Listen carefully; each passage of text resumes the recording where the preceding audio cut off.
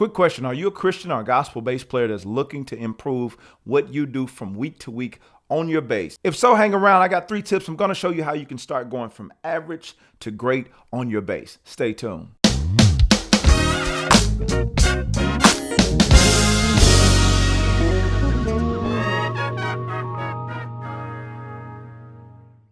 All right, so I don't want to waste any time. We'll jump right into this. If we took a very simple groove like in the key of G major, and it's a 1, 3, 4, 5 groove, let's put that to a metronome. 1, 3, 4, 5, 1, 3, 4, 5. Pretty basic groove, right? So this is a super simple groove that most of us or all of us have heard somebody play at some point, and whether it be in a church service, whether it's on a record. But the question is, how do I take this basic groove and make it number 1 groove and go from sounding basic to sounding like really, really good? Well, the first tip I want to give you is use octaves and fifths. So you might be saying, what am I talking about? Right? So we're using 1 octave fifth, and so if I take that simple approach and use it all over that progression, so I'm going 1 octave fifth, 1 octave fifth, 1 octave fifth, 1 octave fifth. So I can take just those 3 notes and now add a little bit more to that. So let's put it in context.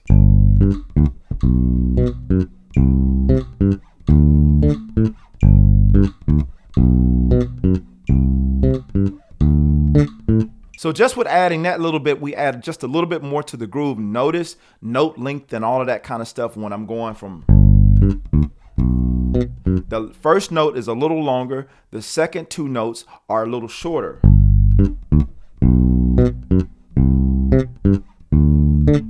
And I'm thinking about the rhythm that I have going on. So a lot of what I'm playing is going to be based on what the other rhythm around me, like the drummer, what they're doing. And we'll get into more of that a little later in this video. But for the most part, we can use octaves and fifths. And here's the thing. There's no certain set of ways you have to use them. Just make sure you put them in there. So I could have went.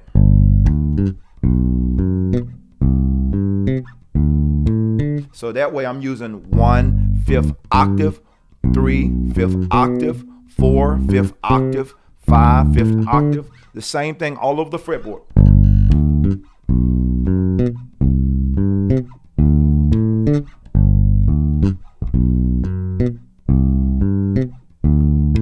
Now that's just one little tip that you can use to start adding a little bit more to the bass line. Now when it comes to using those octaves and fifths, your rhythm of how you're playing it in your right hand, adding a little bit more bounce to it is going to make a huge difference. Here's what I mean.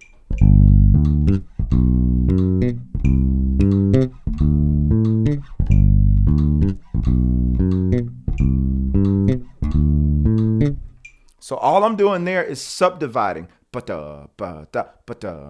is subdividing? 1 E and a 2 E, filling in the spaces. So I know for every beat, there's a beat in between that beat. 1 E and a 2 E and a 3 E and a 4 E and a. If I take that, understanding that it's swinging, like I'm thinking about my hi-hats, I'm thinking about my shakers and all these other things that are going on in the drum beat. And some of the subdivisions that I'm hearing are being pulled from the drums again. So again.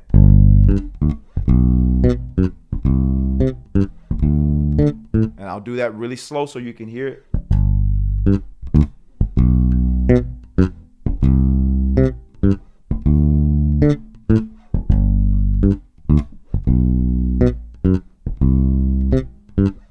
And after I get that under my fingers, I can start mixing it together and going.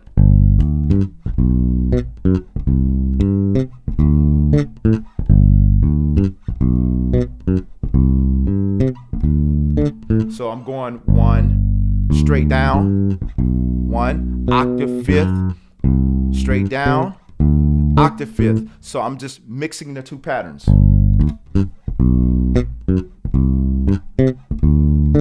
And we got that, and it's adding so much more to our groove, and we're just doing one little simple add-on. We're just adding octaves and fifths to each note. So for tip number 2, I feel like this is something that a lot of younger bass players or a lot of not as seasoned bass players overlook. Start mapping out your moves. I hear people, once they start learning riffs and runs and this kind of thing, you hear them just throw them anywhere. Map out what you're going to do. Kind of have an idea of how the song is flowing, and based on how that song is flowing, map out your ideas. For instance, I'll give you an example of a map that I like to use, but I kind of tweak it from time to time. But usually, here's what I'm thinking. In the format of a song, you know, you have intro, verse, chorus, verse, chorus again, most songs, I'm just a standard song, bridge, and vamp, right? So those are our sections of the song. Well, usually in the intro, I'm going to play it as is, unless it's a really high energy song. In the verse 1, I'm going to lay back most of the time. I'm not going to play too many riffs and that kind of thing. I'm going to leave it open.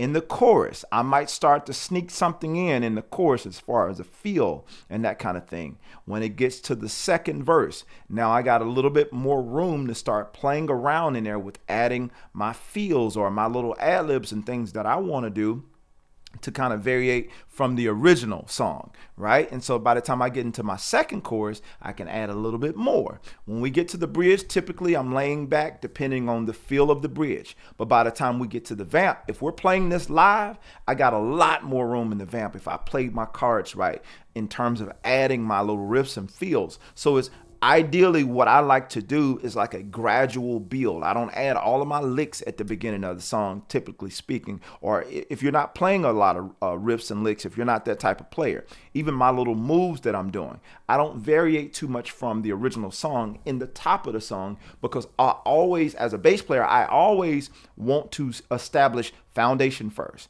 Foundation is over everything. Now, if you just have a great feel, you're seasoned, you've been playing for a while, of course you can put stuff where you want it, and people typically love it. But if you're new and you're trying to figure out how to work it in, that's typically the type of map that I'd like to do. So when we're mapping out a song, so if we're playing this same groove,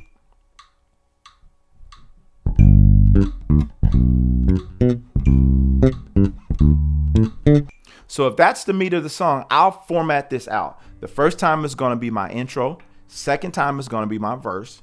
Third time is going to be my chorus. Fourth time is going to be verse 2, and so on and so forth. I'll just call it out as I play, and you'll see how I'm kind of mapping the song out. Intro.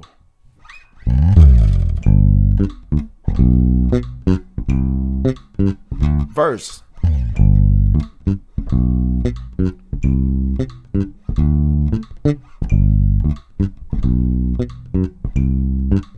Chorus.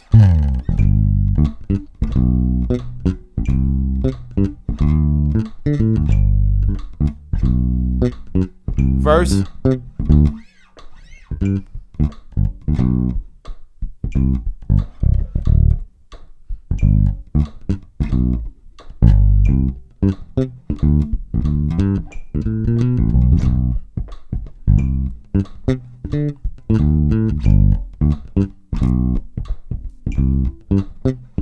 Chorus.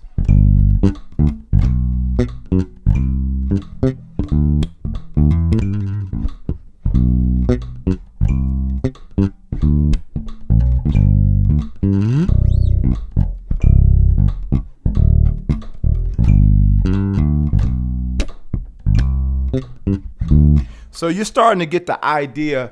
I'm moving and kind of adding variations and that kind of thing as we gradually get into the song. Now, I'm not saying this is rule of thumb, you have to do this, but what I'm trying to do is demonstrate an idea of a map for you guys, so you know, well, I'm not just stuck in one spot. I have a student of mine who's been learning how to navigate and add his own flavor, so to speak, to songs. And here's one of the things that I didn't mention just yet, but I do want to make mention of. Detail is everything. When you're listening and transcribing, or for lack of better words, when you're listening and learning songs just like the person played it on the record, there's 3 levels of learning that I typically like to do. The first level of learning that I typically like to do is just learn the meat and potatoes of the song.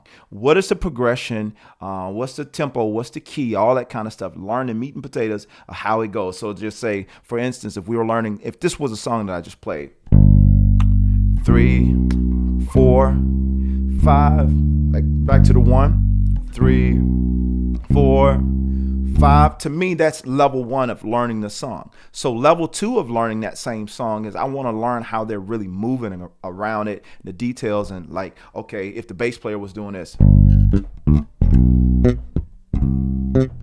I just really want to grab the full rhythm of what that bass player is doing, how he's doing it, how he's navigating around the song, that type of thing. Now, level 3 learning for me is when we start finding out all of the fine details that bass player is doing. That means not avoiding the licks and stuff that he's doing. It's like, okay, he did that, but I don't want to do that. No, go ahead and learn that, because here's the thing that I was explaining to one of my students.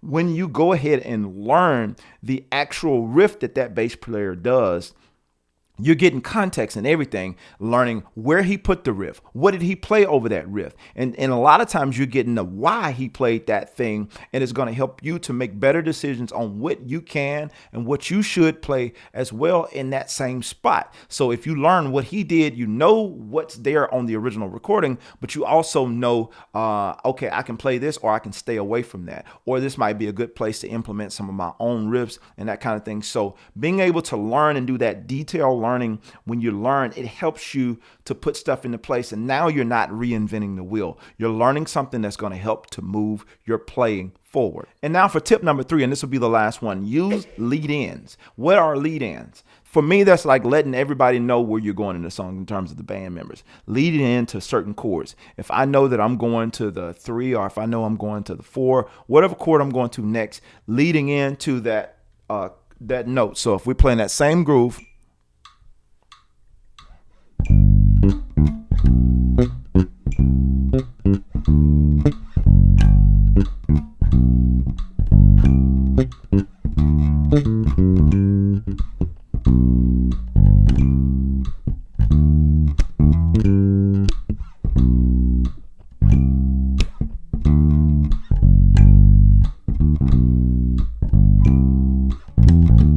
so like right there, using stuff like that instead of playing.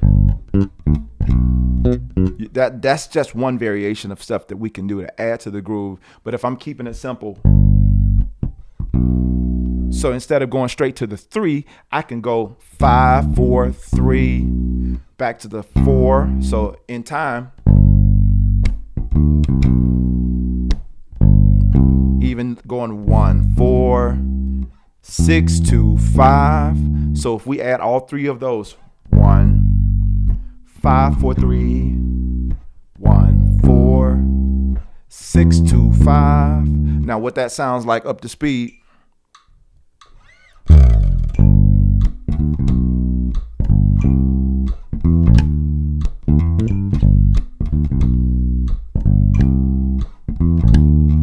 Now, if we start doing that and adding our octaves and fifths, finding places to put them in there, now we're really starting to build something now. So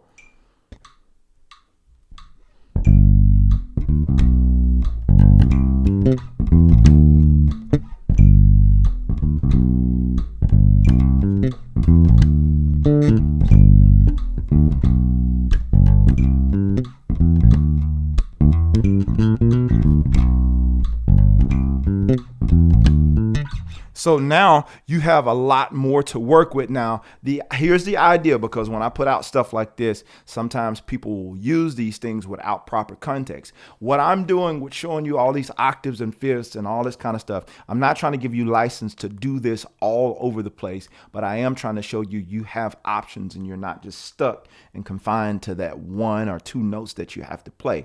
But here's the thing about being a great bass player. Finding your spots. Again, how do I learn how to find my spots? Listening, transcribing records, or pulling apart these records and finding out note for note what these other bass players did. Well, Jermaine, isn't that copying?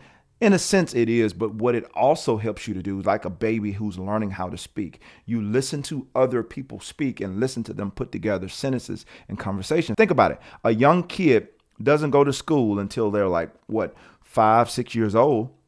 But by that time, they've already been putting together sentences and all these types of things. Well, how are they doing that? They're listening to other professionals talk. I heard this from Victor Wooten, and this is still something I take to this day because it's completely true. If you do the same thing in music instead of kind of learning the songs, learn exactly what they're playing, learn all the details of these songs and try to play it. What you'll find out is you'll have a lot more added to your arsenal. So now when you try to learn a different song, you can implement some of these same strategies and concepts that you've been learning in this song over here. And you'll find out this stuff work for song after song after song. And over time, you'll begin to build your own voice and you'll go from being an average player to a great bass player. If this has been helpful for you, be sure to leave it in the comments. I'm Jermaine Morgan, and I thank you guys for watching me today. I'm out. Peace.